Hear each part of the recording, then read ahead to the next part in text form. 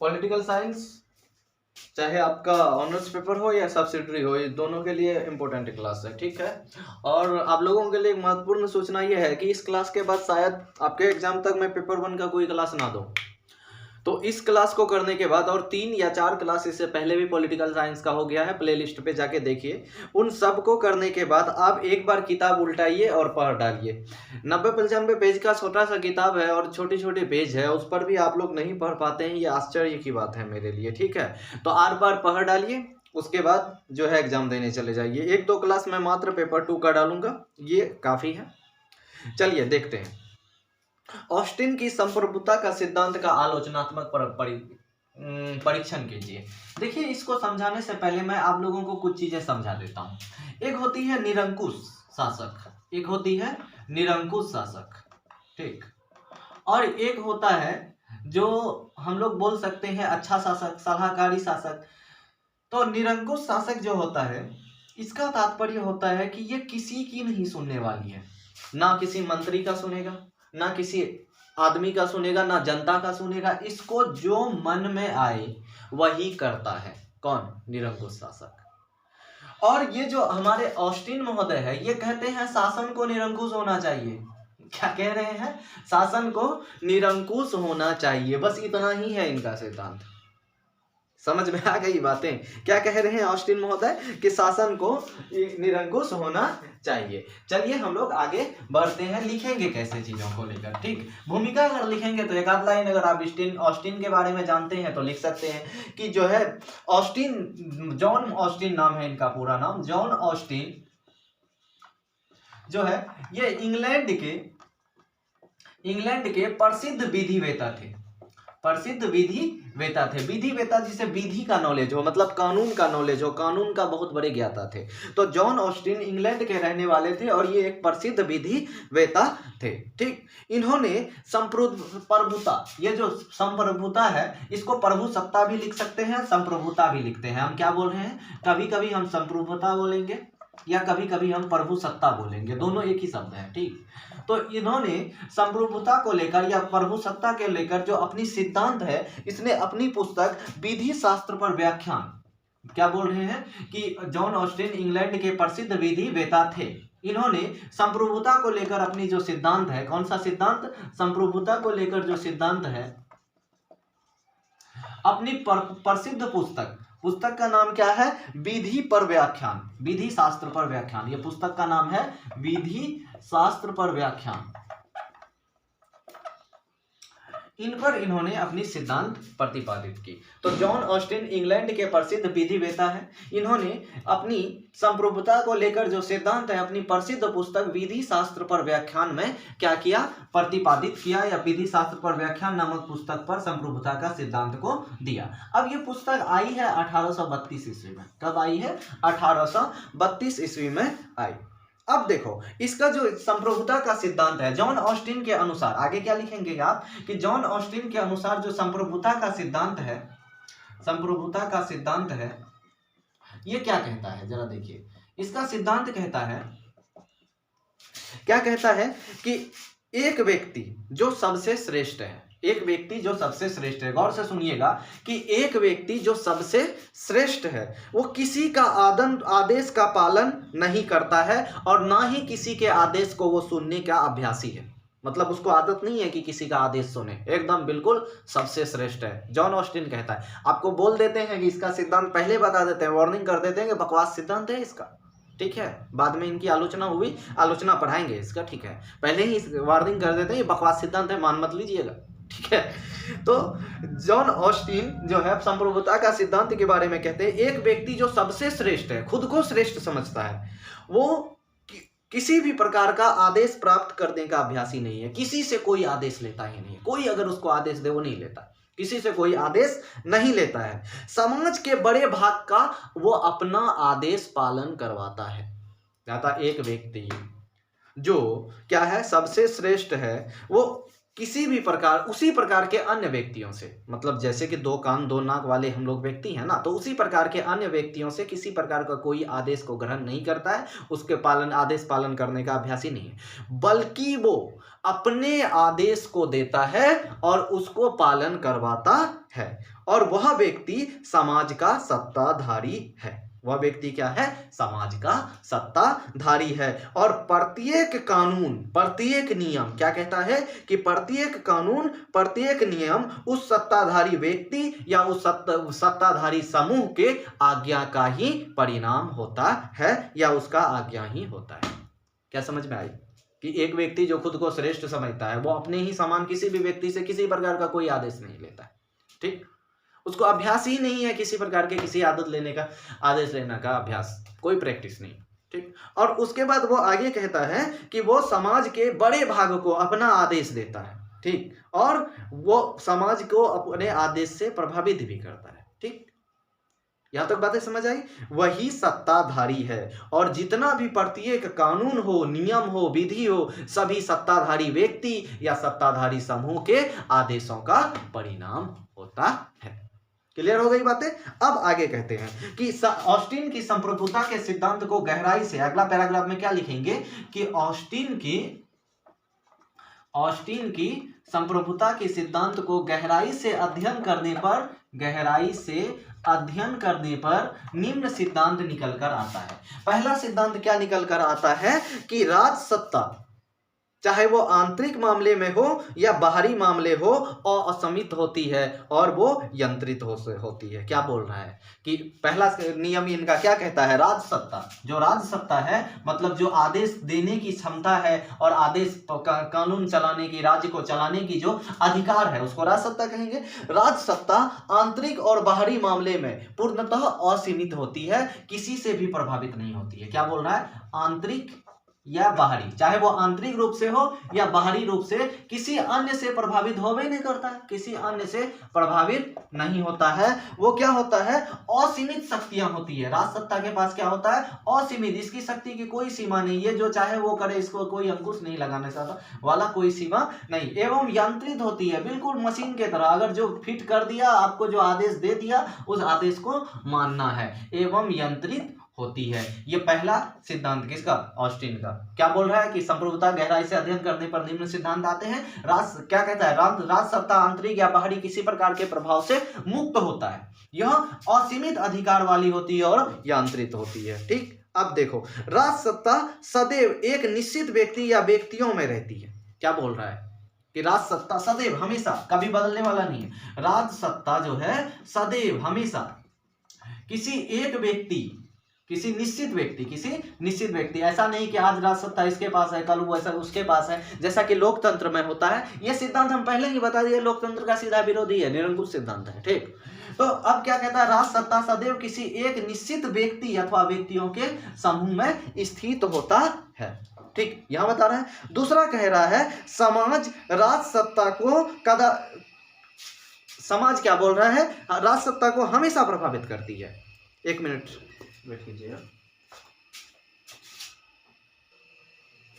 देखिए अगला क्या बोलकर तीसरा पॉइंट में बात कर रहे थे ना। तीसरा पॉइंट कहता है यदि समाज में राज सत्ता निवास नहीं करता तो कदापि वो राज्य ही नहीं होगा।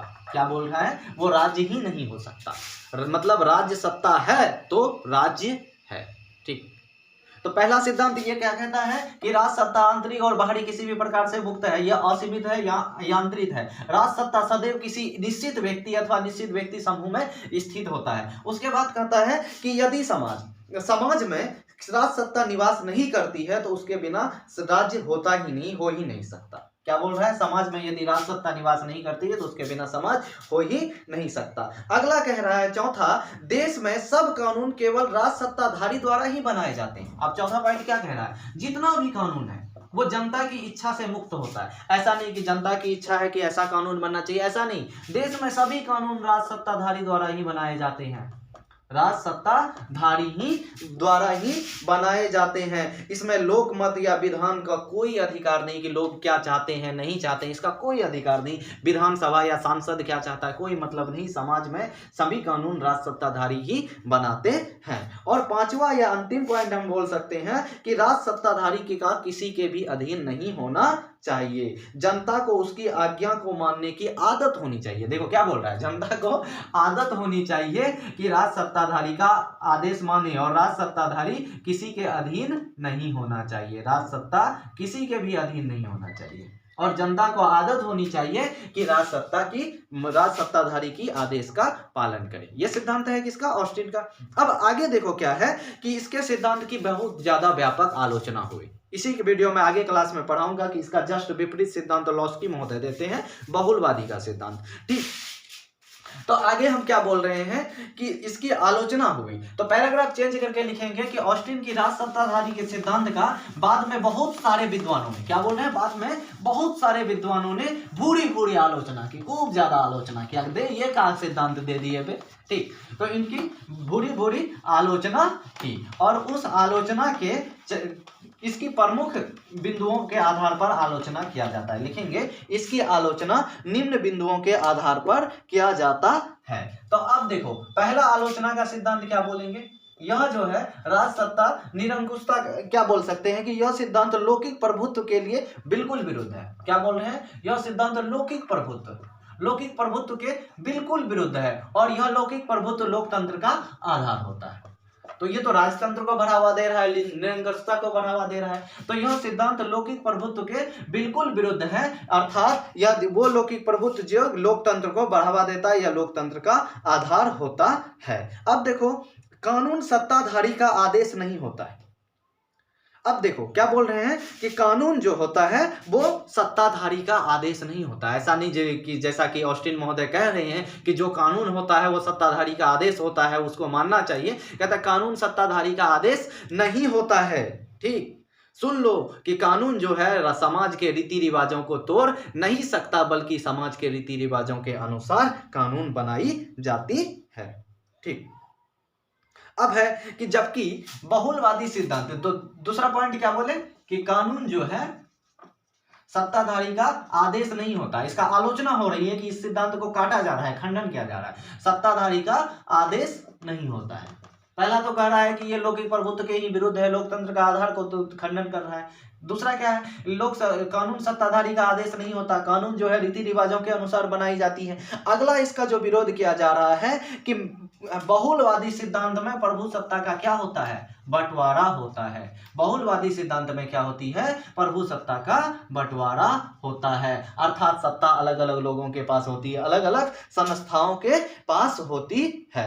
अगला कहते हैं कानून का आधार केवल एक व्यक्ति नहीं हो सकता, जबकि कानून का आधार जो है समय की मांग होती है। और अगला जो इसका बोल सकते हैं पांचवा शिकायत इनका क्या कह रहा है कि यह निरंकुशता को बढ़ावा देता है, जो समाज की पुरानी परंपरा के अनुसार है, यह बेकार का सिद्धांत है। ठीक, इस आधार पर हम कह सकते हैं कि इसकी सिद्धांत फ्लॉप हो गई। अब अगला जो क्वेश्चन है कि संप्रभुता की बहुलवादी सिद्धांत की आलोचनात्मक क्या कीजिए, परीक्षण कीजिए। संप्रभुता की बहुलवादी सिद्धांत का आलोचनात्मक परीक्षण कीजिए। ये प्रश्न है आपका कि संप्रभुता की बहुलवादी सिद्धांत का आलोचनात्मक परीक्षण कीजिए। देखिए अभी आप लोगों को हम क्या बताएं कि ये जो सिद्धांत है आपका, अभी जो पढ़े जॉन ऑस्टिन का संप्रभुता का सिद्धांत, उसके जस्ट उल्टा है, जस्ट उल्टा।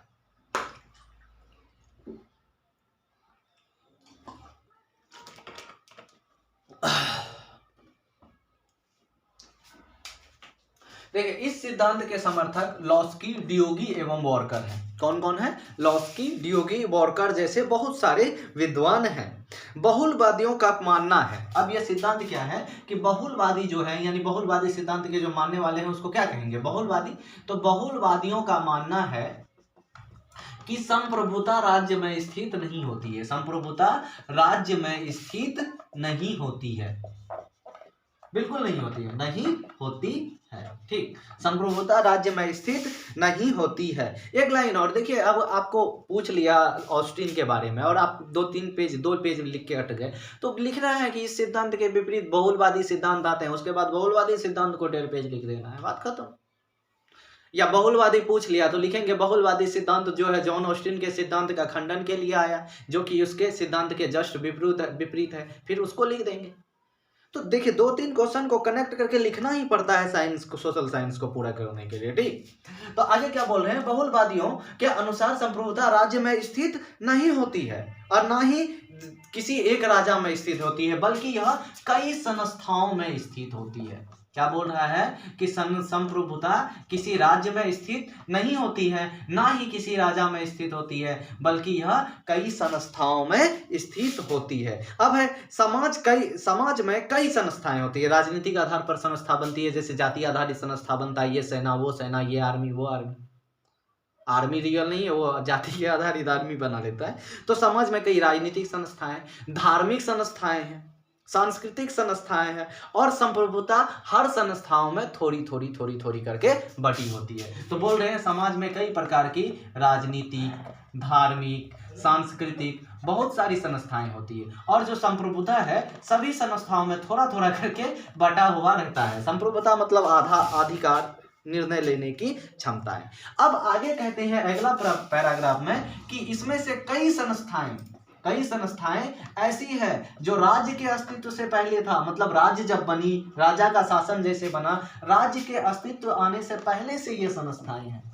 इसमें से कई ऐसी संस्थाएं हैं जो राज्य के अस्तित्व आने से बिल्कुल पहले से है, जैसे कि चर्च राज्य आने से पहले चर्च का स्थापना हो चुका था। इसीलिए इन लोगों का मत है, इन सारे संस्थाओं का मत है, या बहुलवादियों का मत है, क्या मत है कि राज्य सर्वोच्च प्रभुसत्ता नहीं हो सकता। राज्य जो है सर्वोच्च प्रभुसत्ता नहीं हो सकता, यानी सारी शक्ति राज्य के पास नहीं हो सकती है।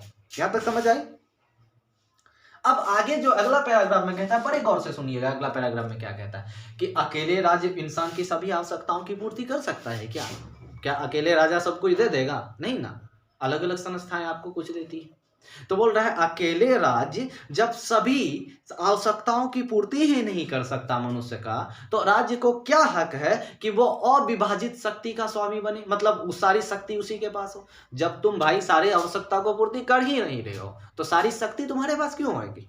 ठीक, ये बहुलवादी कह रहे हैं। तो इसीलिए प्रभु सत्ता बट सकती है, शक्तियां बट सकती है, क्योंकि अकेले राज्य जब सारी आवश्यकता पूर्ति नहीं कर सकती, तो इसका क्या तात्पर्य हुआ कि प्रभु सत्ता बट सकती है, शक्तियों का विभाजन हो सकता है। हाँ, राज्य के पास संपूर्ण शक्ति नहीं होगी, थोड़ी सी शक्ति राज्य के पास भी होती है।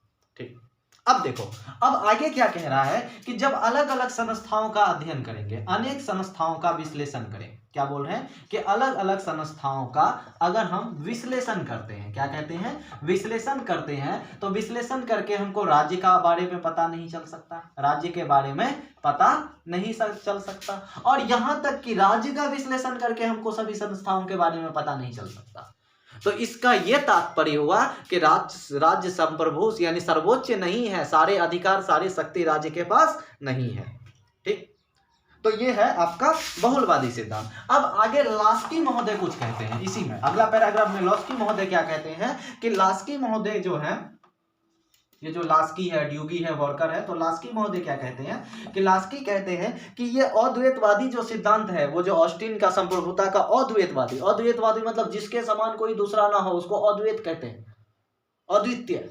ठीक, तो अद्वैतवादी जो राज्य का सिद्धांत है उस पर यह करारा प्रहार करता है, उसका खंडन करता है कि राज्य का जो अद्वैतवादी सिद्धांत है इस पर ये करारा प्रहार करता है। क्या प्रहार करता है अद्वैतवादी सिद्धांत पर कि संप्रभुता, पहले ये बता देना है कि अद्वैतवादी सिद्धांत होता क्या है, कि लिखेंगे कि लास्की महोदय राज्य के अद्वैतवादी सिद्धांत पर करारा प्रहार करता है। अद्वैतवादी सिद्धांत के अनुसार राज्य जो है क्या होती है, अविभाज्य होती है, संप्रभु होते हैं, इस पर किसी का भी कोई नियंत्रण नहीं चलता है। ये कौन सा सिद्धांत कहता है? अद्वैतवादी सिद्धांत कहता है। ठीक, लेकिन लास्की महोदय कहते हैं कि ऐसा नहीं है। व्यक्ति देखो, कई व्यक्ति मिलकर संस्था का निर्माण करता है, लेकिन क्या संस्था का कानून व्यक्ति के जीवन के कानून के अनुसार होता है? नहीं होता है। तो इसका मतलब संस्था भिन्न होती है व्यक्तियों से। संस्था क्या होती है? भिन्न होती है व्यक्तियों से। और संस्था का मूल्यांकन करके राज्य का पता नहीं चलता, राज्य का मूल्यांकन करके संस्था का पता नहीं चलता। तो इससे सिद्ध होता है कि राज्य पूर्ण नियंत्रणकारी नहीं हो सकती, उसके शक्तियों में विभाजन होता है, शक्तियां बढ़ती है।